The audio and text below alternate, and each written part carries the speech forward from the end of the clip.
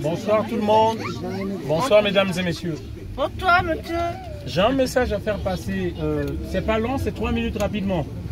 Un message par rapport à l'Afrique. Voilà. Rassurez-vous, j'ai pas besoin de votre argent. Je m'appelle Ngoumad Mangoubi Donald. Je suis un immigré. Voilà, je suis venu en France. La France m'a reçu, m'a accueilli. Bien, merci. Voilà. Mais beaucoup ne savent pas pourquoi les Africains viennent en France. Beaucoup se disent juste que faut accueillir ces immigrés, tout malheureux, tout pauvres, qui fuient la guerre, ils ont la misère, il faut les accueillir.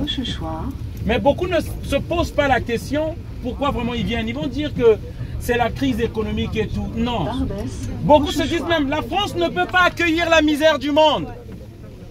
Moi, je vais vous dire aujourd'hui ce qu'on ne vous dira jamais dans les chaînes télévisées où on vous lobotomise. La France ne peut pas accueillir la misère du monde. Mais il ne faut pas non plus qu'elle la crée. Je viens d'un pays, en 1997, la France de Jacques Chirac va armer un despote, un génocideur, un criminel. Il s'appelle Denis Sassou Nguesso, 34 ans au pouvoir. Ce monsieur-là, dit-on, c'est l'ami de la France. Reçu sur tapis rouge ici, en France. Là, la photo avec Jean-Yves Le Drian. Hein? Le ministre des Affaires étrangères. Française. Ce monsieur-là, 34 ans au pouvoir, un criminel. Tous les opposants politiques sont en prison. Voilà les amis de la France. Tous les dictateurs en Afrique sont les amis de la France. Pourquoi? Parce que c'est eux qui donnent les mallettes d'argent aux élus français qui viennent en politique pour se faire de l'argent pour être riches. Le problème, c'est quoi en fait? La misère que crée la France, dont elle ne veut plus recevoir. Depuis la 5e République de De Gaulle, c'est la France. Lorsque les Africains élisent un président, la France vient par un coup d'État enlever ce président-là. Les exemples sont les gens. Vous les tuez, pour dire tout simplement. Sylvanus Olympio, tué le 13 janvier 1963 au Togo, par la France de De Gaulle, avec les Américains. Thomas Sankara, le nom, vous le connaissez bien.